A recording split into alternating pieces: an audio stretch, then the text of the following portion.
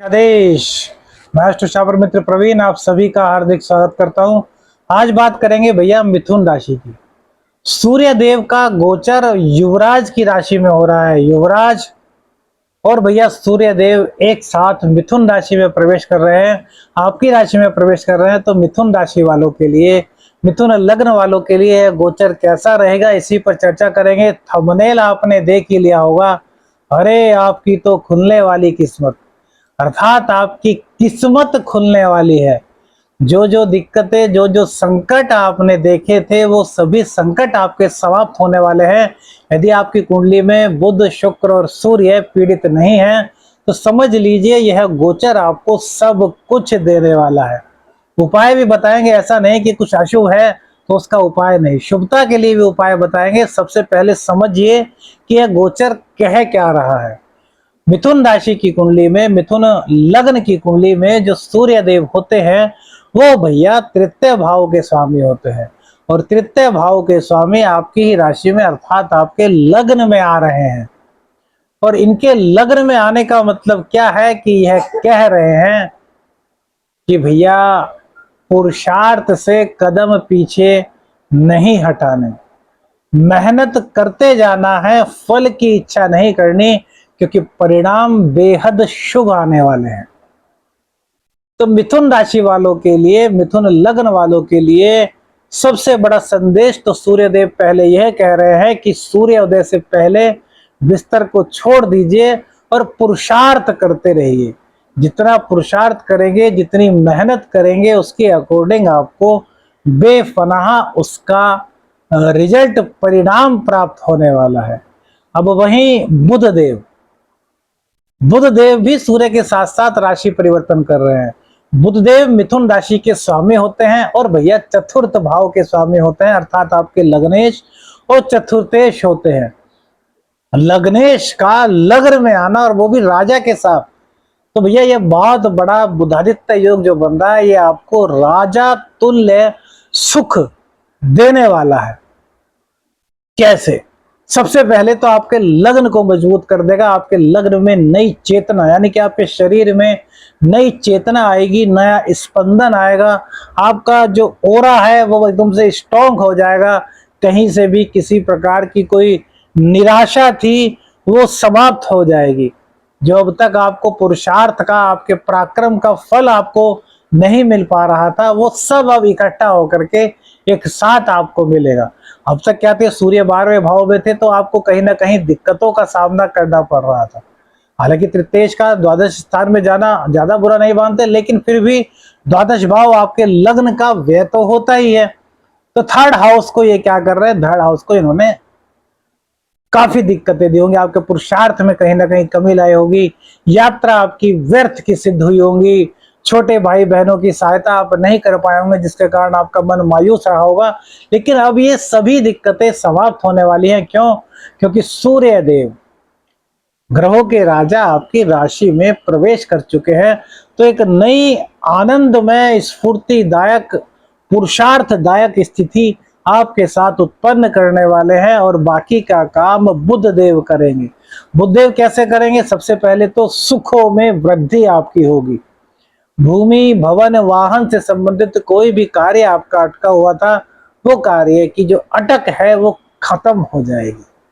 माँ का स्वास्थ्य आपका अच्छा होगा, क्योंकि बुध और सूर्य आपस में मित्रता रखते हैं भैया, युवराज हैं।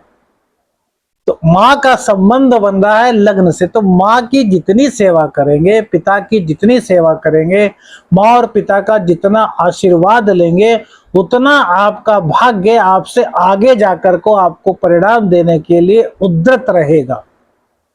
दूसरा पॉइंट कौन सा हुआ? दूसरा पॉइंट हुआ, पहला पॉइंट पुरुषार्थ करना, दूसरा पॉइंट माँ और पिताजी की चितौड़ मेहनत से सेवा।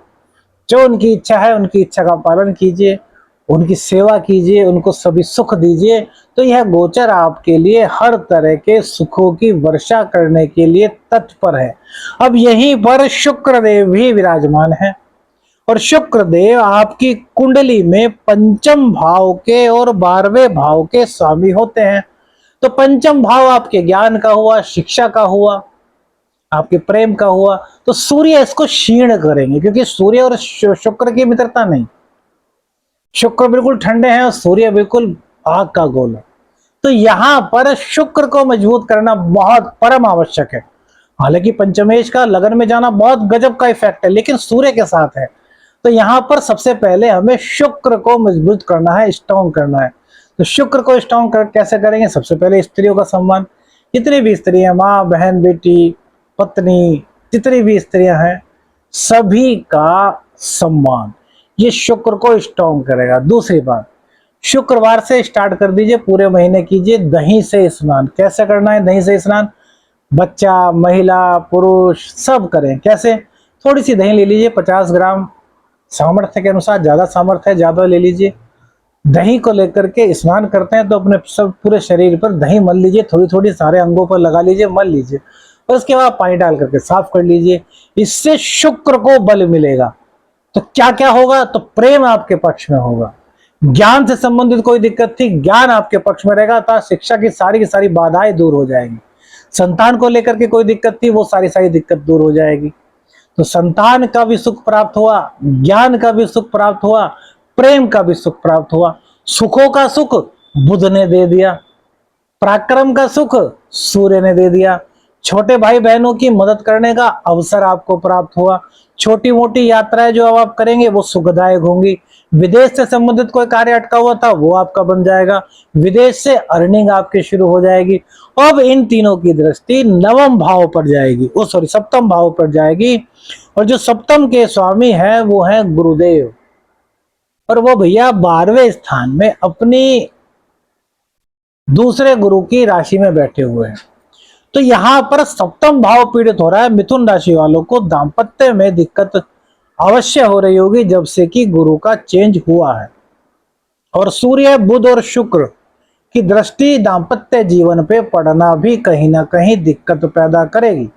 आमदनी तो आपकी बढ़ाएगी, पैसे तो आपके पास आएंगे, पैसे में, दैनिक आमदनी में कहीं कोई दिक्कत नहीं हो रही, लेकिन दांपत्य को विच्छेद, दांपत्य में दिक्कतें कहीं ना कहीं यह गोचर आपके करेगा। क्या कारण होगा? कारण होगा आपकी ईगो। सूर्य देव लगन में बैठ करके आपके अंदर अहंकार की भावना को उत्पन्न करेंगे, आपके अंदर ईगो लाएंगे, आपको गुस्सा दिलाएंगे, जिससे कि बृहस्पति की वजह से एक तो दांपत्य में दिक्कत चल रही है, दूसरी बात सूर्य की और बुध की और शुक्र की तीनों की दृष्टि यहाँ पर पड़ेगी, जिसके कारण आपको दिक्कत हो सकती है। तो वाणी पर नियंत्रण करना है, और जो शुक्र का उपाय बताया वो बहुत ज्यादा सपोर्ट आपको करेगा दही वाला। क्यों? क्योंकि शुक्र की दृष्टि बृहस्पति की राशि पर होगी, और शुक्र की राशि में बृहस्पति देव विराजमान है, तो वो आपके दाम्पत्य जीवन को बचाने का कार्य करेंगे। और सूर्य का क्या उपाय करें यदि दाम्पत्य जीवन में ज्यादा दिक्कत आ रही है?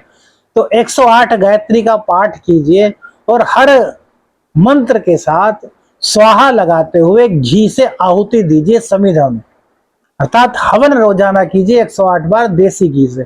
तो सूर्य देव की पूर्ण कृपा आपको मिलेगी, और दांपत्य में जो दिक्कतें आ रही हैं वो समाप्त होंगी, वो टल जाएंगी। आपका जीवन फिर से गड्डी पर धीरे धीरे आना शुरू हो जाएगा। और फिर भी यदि कोई दिक्कत रहती है तो नंबर आपके स्क्रीन पर है, आप व्हाट्सएप मैसेज कीजिए, कंसल्टेंसी लीजिए, आपको आपकी कुंडली के अकॉर्डिंग पूरे एक्यूरेट उपाय बताए जाएंगे। वीडियो अच्छी लगी तो लाइक और शेयर जरूर कीजिएगा, और चैनल पर नए हैं तो चैनल को सब्सक्राइब कीजिएगा। आदेश हरख निरंजन, हर हर महादेव।